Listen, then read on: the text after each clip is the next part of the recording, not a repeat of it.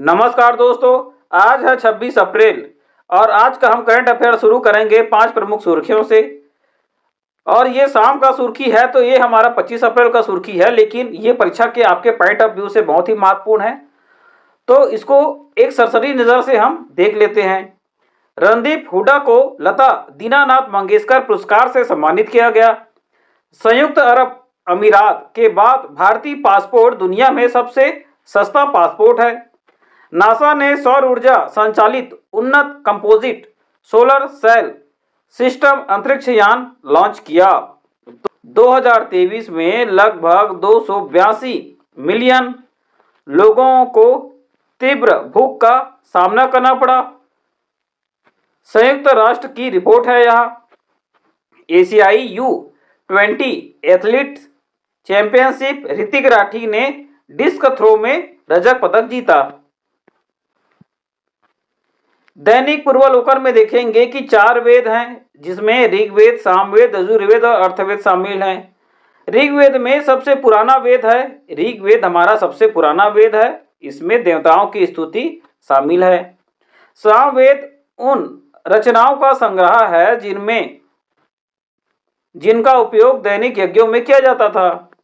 यजुर्वेद में मंत्रों और अनुष्ठानों का एक संग्रह है, जिनका उपयोग वैदिक बलिदानों में किया जाता था।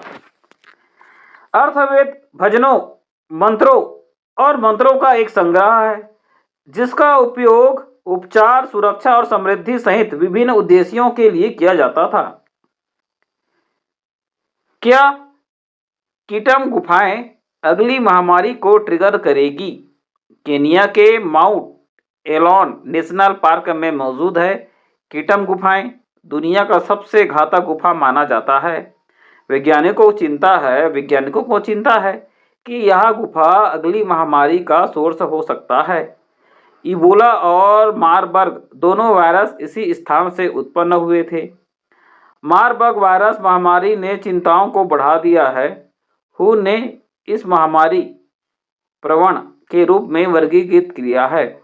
आज मशहूर प्लेबैक सिंगर अरिजीत सिंह का जन्मदिन है। उन्होंने कई भारतीय भाषाओं में गाने रिकॉर्ड किए, जिनमें मुख्य रूप हिंदी और बंगाली शामिल हैं। अरिजीत सिंह को आशिकी 2 में 2013 के गीत तुम ही हो के लिए सबसे अधिक पुरस्कार और नामांकन प्राप्त हुए। इस गाने के लिए 10 नामांकन में से 9 पुरस्कार मिले। उन्हें 1 राष्ट्रीय फिल्म पुरस्कार, 7 फिल्म फेयर पुरस्कार, 5 IIFA पुरस्कार, 2 गिल्ड पुरस्कार, 5 गीमा पुरस्कार प्राप्त हुए हैं। तथ्य बनाम विवाद। राजस्थान में मोदी जी के भाषण पर एक तथ्य और जांच शामिल है। उपरोक्त तालिका भारत में विभिन्न धार्मिक समूहों की है। महिलाओं की कुल प्रजनन दर TFR दर्शाती है। PM मोदी ने अपने भाषण में भारत के एक खास वर्ग के कई बच्चे होने का जिक्र किया, जिस पर विवाद खड़ा हो गया। 1992 से 2009 के बीच भारत में सभी धार्मिक समूहों में एक महिला से जन्म लेने वाले बच्चों की औसत संख्या 3.4 से घटकर 2.0 हो गई। हिंदू में देखेंगे 3.3 से 1.9 है। वहीं मुसलमान में देखेंगे 4.4 से 2.4 है। वर्तमान में TFR 2.03 है और ये 2021 का रिपोर्ट है। अगला घटनाक्रम विश्व मलेरिया दिवस 2024 और प्रति वर्ष 25 अप्रैल के दिन मनाया जाता है। 2024 का जो थीम है, विषय वस्तु है accelerating the fight against malaria for a more equitable world. विश्व मलेरिया दिवस को नियंत्रित करने के लिए वैश्विक प्रयासों को मान्यता देने के लिए मनाया जाता है। इस दिन की स्थापना 2007 में विश्व स्वास्थ्य सभा के दौरान WHO ने सदस्यों के द्वारा की गई थी। इसे पहली बार 2008 में मनाया गया था। मलेरिया के 94% मामले अफ्रीकी क्षेत्रों में पाए जाते हैं। 2022 में मलेरिया से 6,08,000 मौतें दर्ज किया गया है। जनवरी अप्रैल में पूरे महाराष्ट्र में मलेरिया के मामलों की संख्या 2600 से अधिक हो गई है। 2024 के पहले 4 माह में पूरे महाराष्ट्र में मलेरिया के मामलों की संख्या 2600 से अधिक हो गई है, जबकि पिछले वर्ष साल की समान अवधि में 1900 थी। स्वास्थ्य विभाग के आंकड़ों से पता चला है कि 2021 में राज्य मलेरिया के 19,303 मामले दर्ज किए गए। 2021 में मौतों की संख्या 14 थी। 2022 में बढ़कर 26 हो गई। पिछले साल थोड़ी कम होकर 19 हो गई थी। 2023 में लगभग 82 मिलियन लोगों को तीव्र भूख का सामना करना पड़ा। यूएन का रिपोर्ट है ये। 2023 तीव्र खाद्य असुरक्षा से पीड़ित लोगों की संख्या में लगातार वृद्धि का ये 5वां वर्ष है। संयुक्त राष्ट्र एजेंसियों और विकास समूह ने कहा कि 2023 में दुनिया भर के खाद्य असुरक्षा बदतर हो गई। संघर्षों के कारण लगभग 282 मिलियन लोग गंभीर भूख से पीड़ित हुए, खासकर गांजा और सूडान में।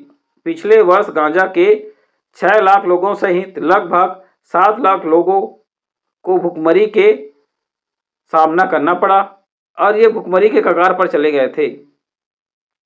अंतर्राष्ट्रीय प्रतिनिधि दिवस 25 अप्रैल को प्रतिवर्ष मनाया जाता है।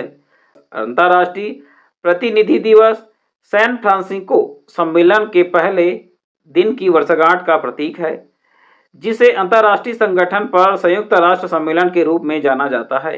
25 अप्रैल 1945 को 50 देशों के प्रतिनिधित्व पहली बार सैन फ्रांसिस्को में एक साथ आगे आए। 2 अप्रैल 2019 को संयुक्त राष्ट्र महासभा ने 25 अप्रैल को ही अंतर्राष्ट्रीय प्रतिनिधि दिवस के रूप में नामित किया।